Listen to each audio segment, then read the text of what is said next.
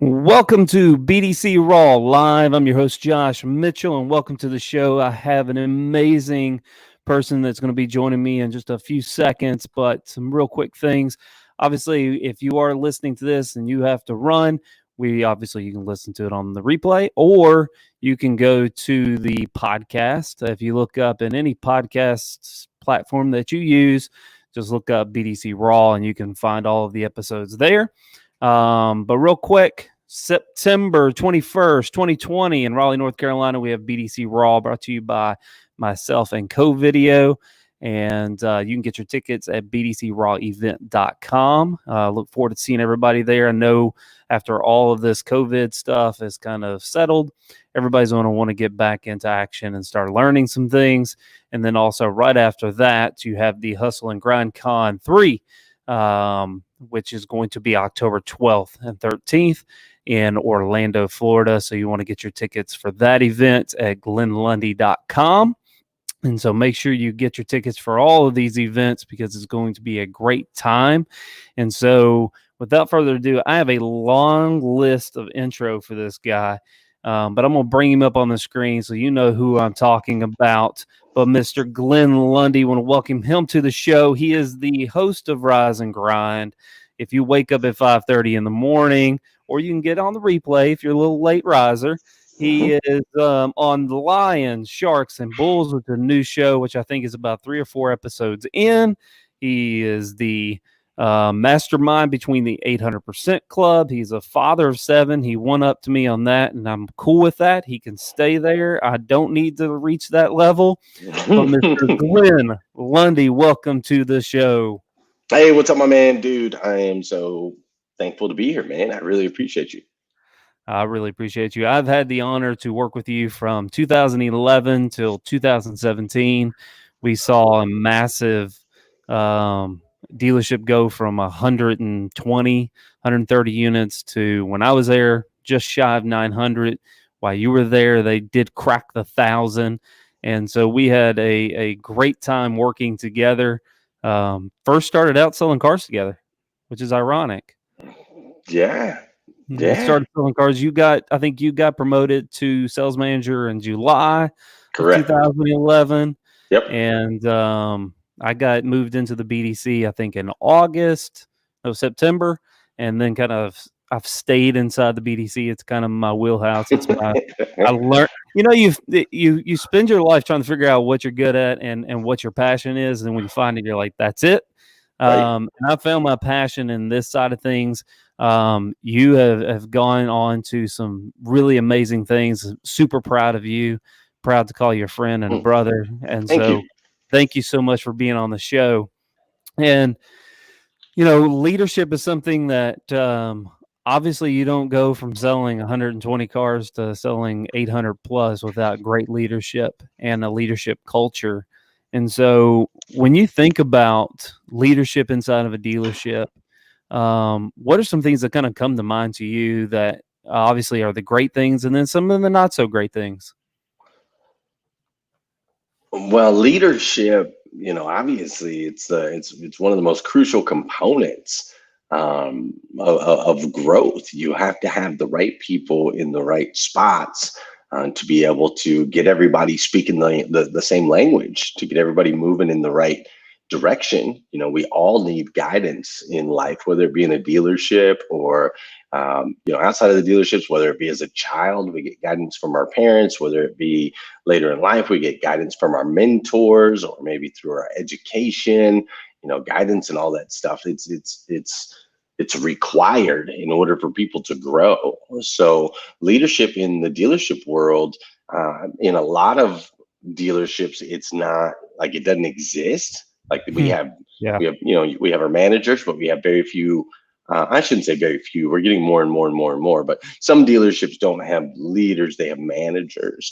And so the downside, especially with the auto industry, is if you perform well as a salesperson, you end up being in a leadership position. But being able to sell does not make you a great leader. And so I think that would be, as far as the auto industry, there's lots of opportunities for people to lead, but there's also that negative side of dealership leadership where the top performer gets the job, and it shouldn't be that way.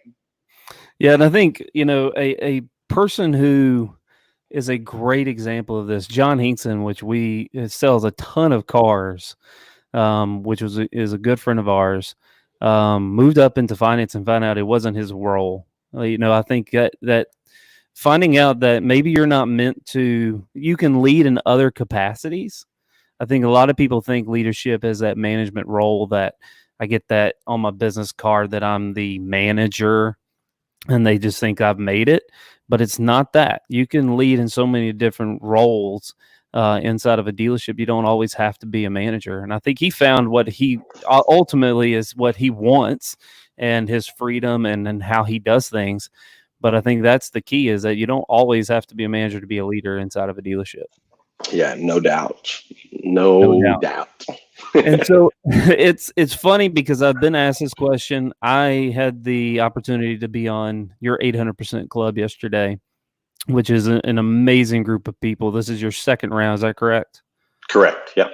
Second round of dealers for this, but a lot of questions that, and one of my friends in the automotive space kind of threw this question up in one of the groups that I'm part of, but the relationship between the BDC director and the GM and GSM and sales managers and how critical that role is in that relationship. And for me and you, we worked a long time together. We didn't always see eye to eye.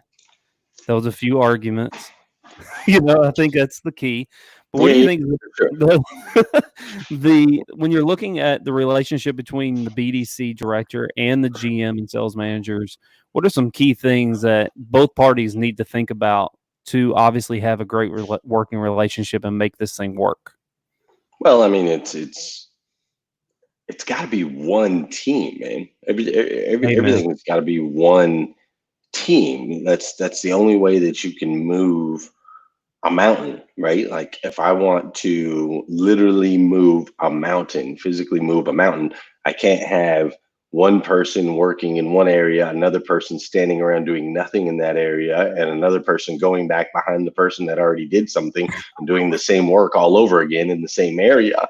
You can't move Yeah. a mountain that way. We got to strategically put people in positions all around the mountain and have them do their job and communicate well together to be able to get the job done. And so the exact things, exact same thing is true. Your BDC is one of the most important, if not the most important department when it comes to the sales side of a dealership. We need those customer interactions. We need them quickly. We need them to be fast, prompt, professional.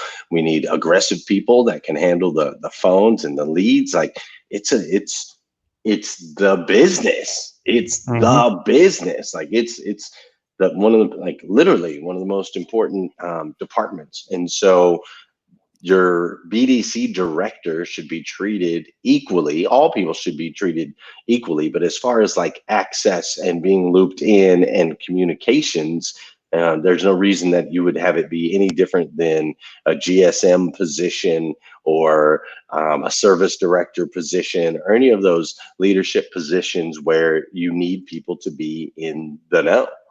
Yep. Yeah, I think that's the biggest. There's a lot of different hurdles that I've faced as a BDC director, and a lot of different dealerships have ran into these issues because, like, when it comes to how do you pay a BDC director, no one knows. When it comes to where they fall in the leadership line, nobody knows, and I think that's where a lot of hiccups happen. Because there's like 19 different managers who think they're the manager over that person, and it just ends up not flowing right.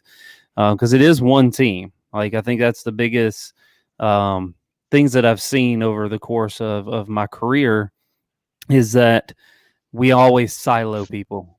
That's the service department. The sales department doesn't want to have anything to do with the service department. The Right. sales department doesn't want to have anything to do with them. And the BDC is another department that is siloed out.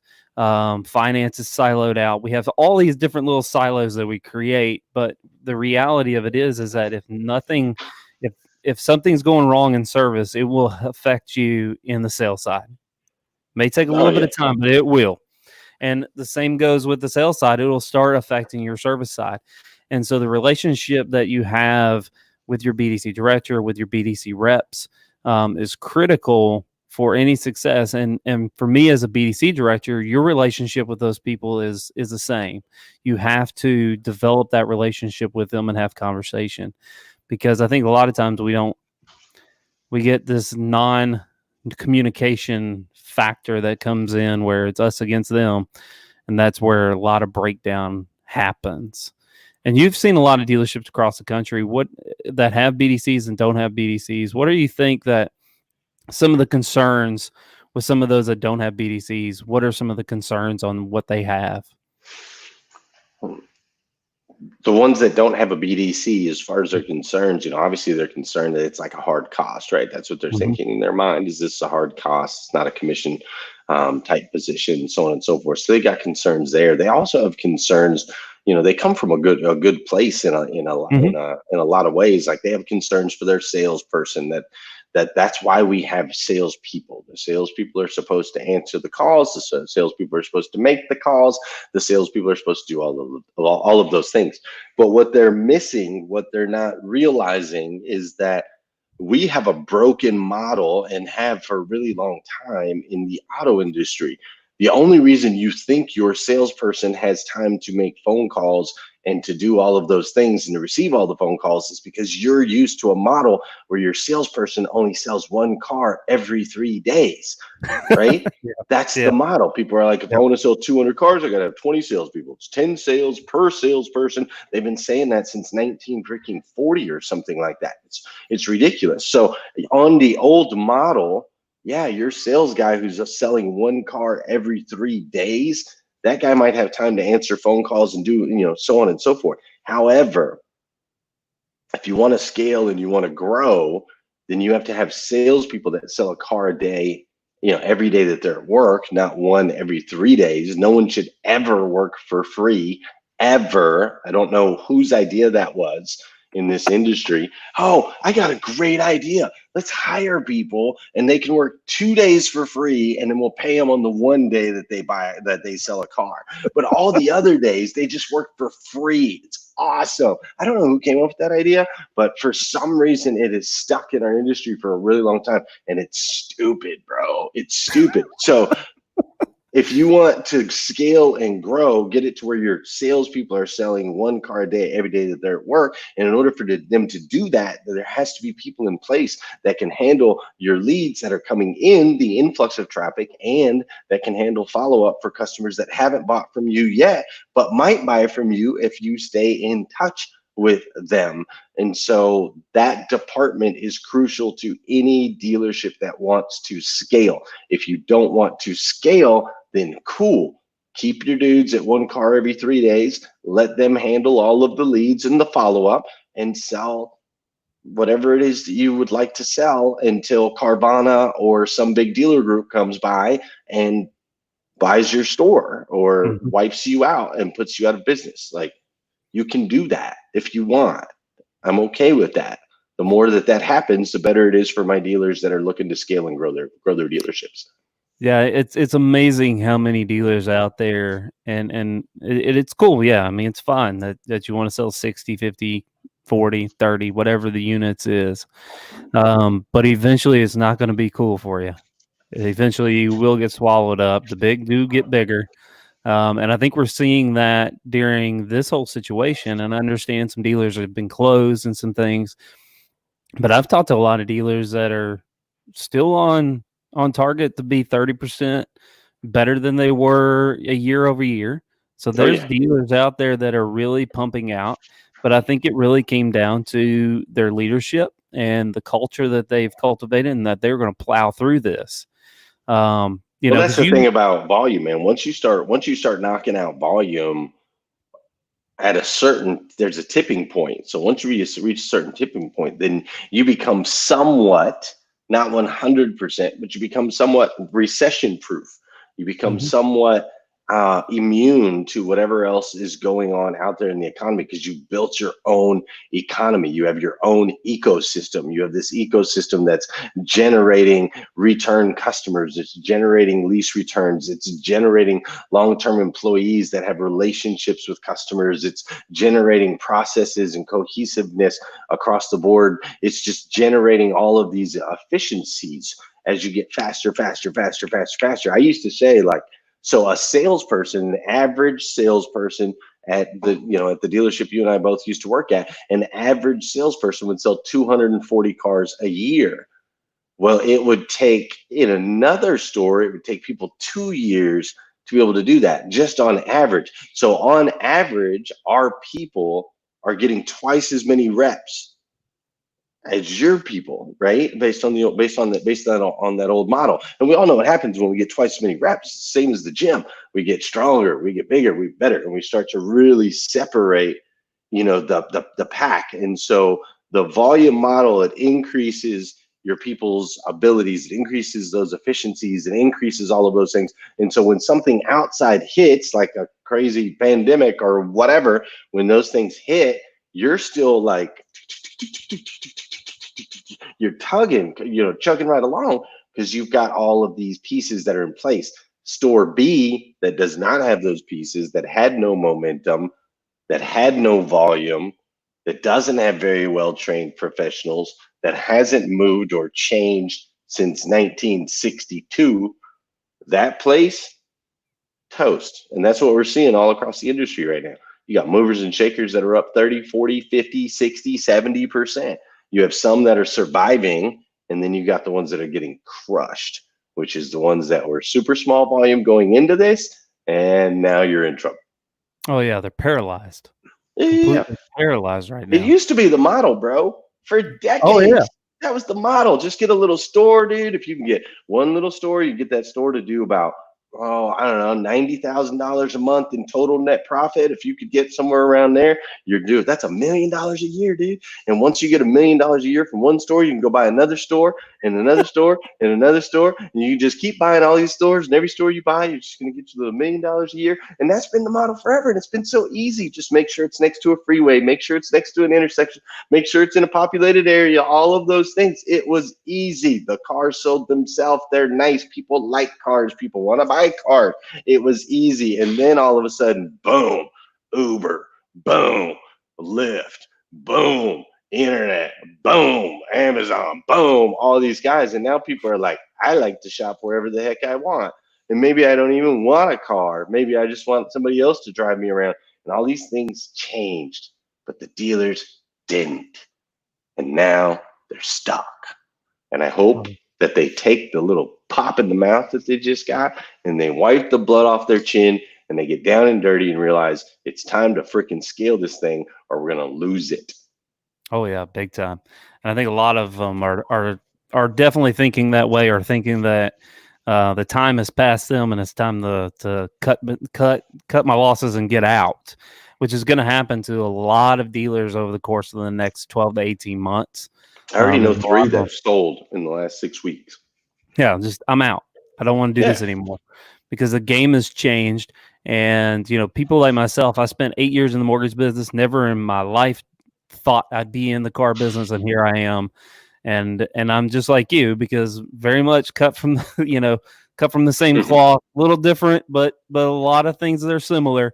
Is that the business has been doing things wrong for so long. I'm out. Let's change it, and let's cause a revolution in this business, because it's time for a different way. And when we talk about leadership culture, the big thing that really stuck with me, and has stuck with me for years, is your ability to say something crazy to me, like, let's sell 6,000 cars. I think 6,000 was the first one that you said to me. Then it was 10,000 later on, but 2 years later. 2 years later, you said 10,000. Yeah. But when you're doing that, when you told me 6,000, I looked at you like you were crazy for about a minute and a half, maybe, and then I was like, all right, let's go. And for those of us that are in that leadership position, that want that type of and I hate using this word, but it's the right word for it, but a cult-like following, because that's Hmm. what we kind of had. I mean, we had this Sure. cult-like following that created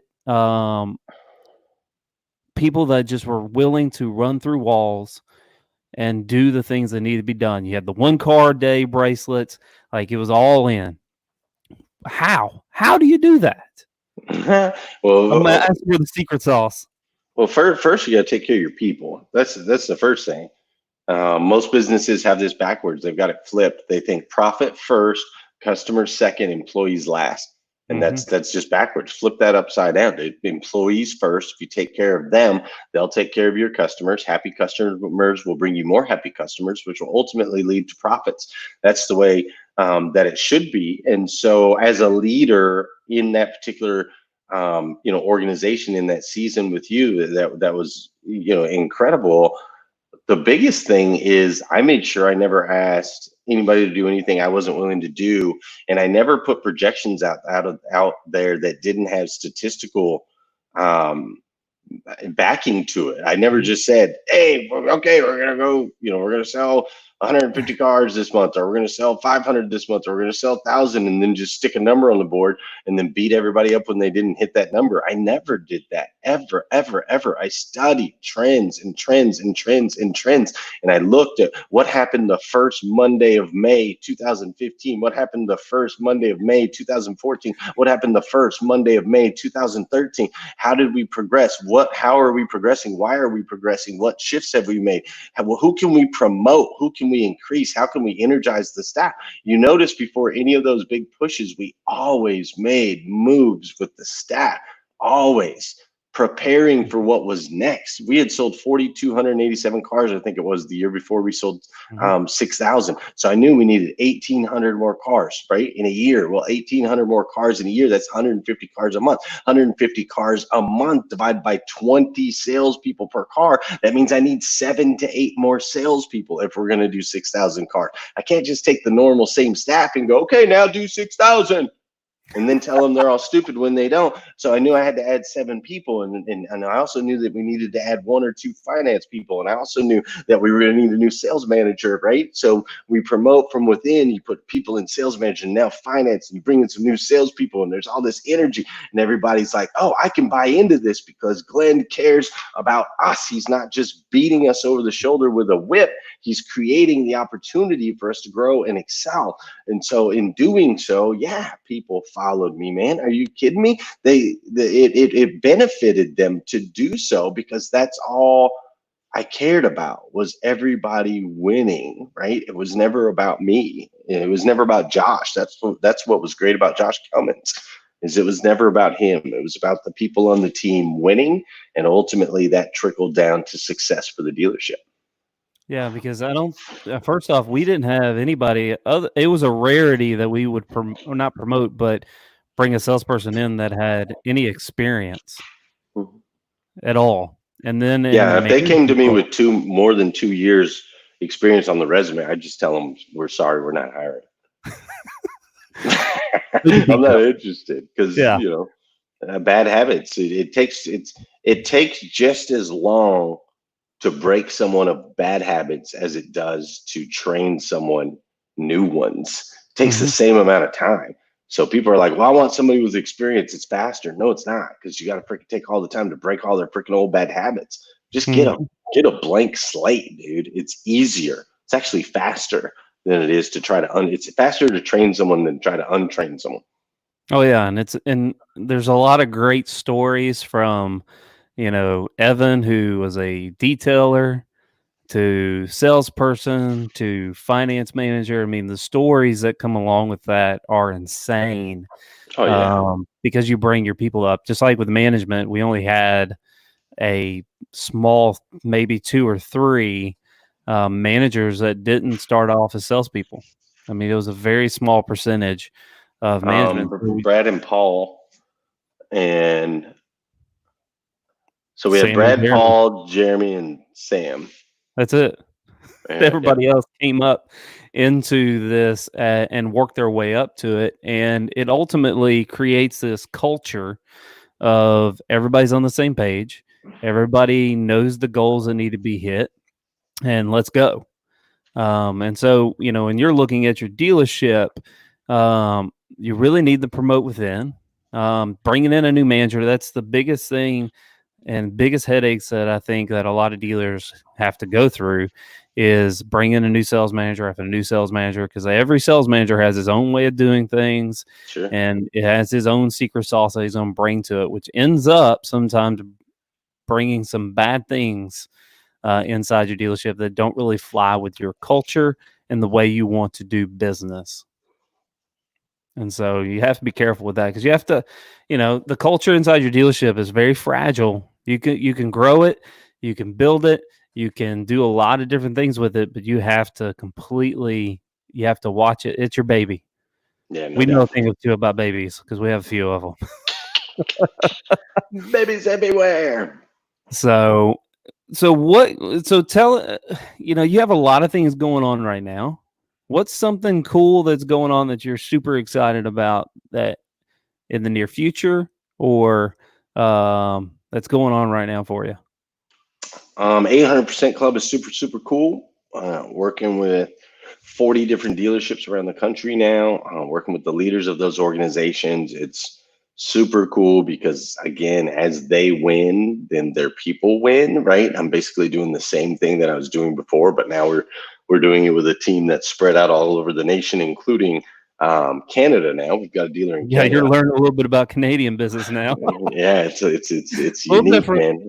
A little different, but it's the same. It's still just people, man. Mhm. And that's the best part is I figured out, like, there's multiple ways that you can work with dealerships, right? You can work in a dealership in different positions. You can work outside of a dealership as like a vendor that helps people with systems, processes, vendor, those types of things. You can work as a consultant of some sort. You could be a trainer where you train salespeople or train F&I or train service or train whatever, right? There's lots of trainers in the industry. And so as I looked at all that, and I was like, man, that's cool. There's some amazing sales trainers out there. There's some amazing vendors out there. There's some amazing resources for dealers out there. Some of them are absolutely incredible. But you know what? There ain't nobody that's working with the owner of the dealership, the GM, whoever the leader is of the organization, working with them directly so that what they have, so that the evolution of that owner can then trickle down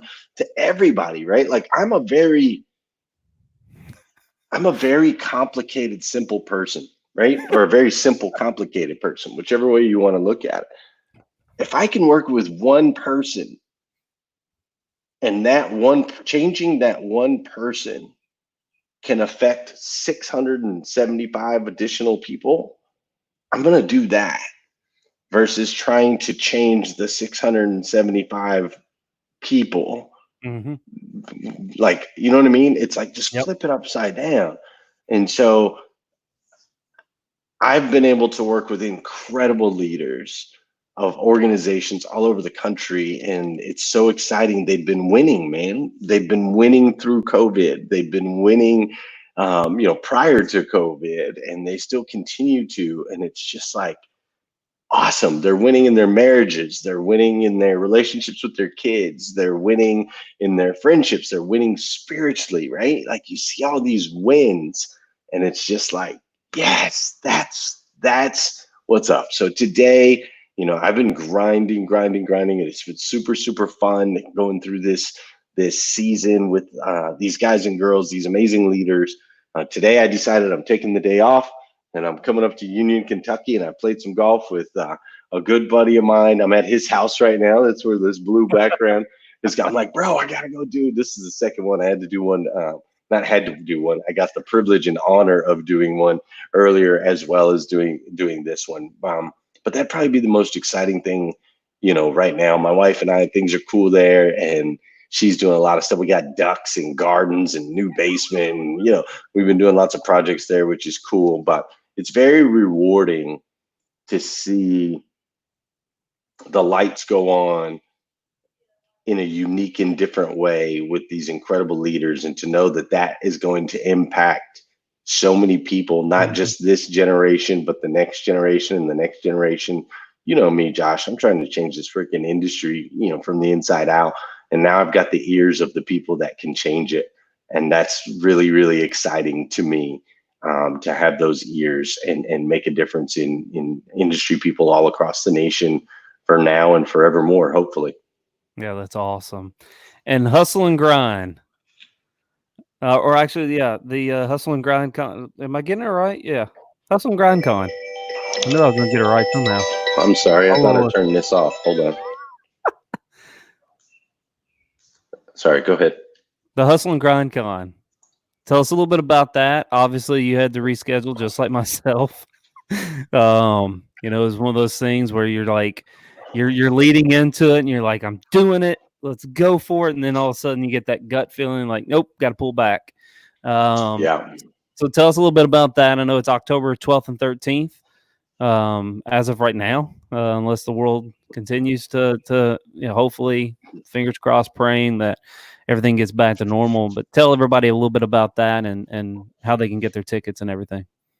So Hustle and Grind Con is unlike any other, event. Basically, we combine, we entertain while educating. What do they call it?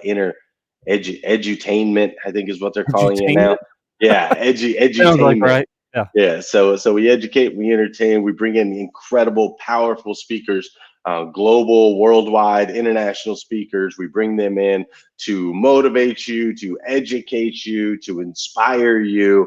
It's just an incredible 2-day event. We have these hustle houses that we rent, these big mansions next to the event center where people stay all together. And so we don't just do the conference from 9 to 5, but we do breakfast together at 7 a.m.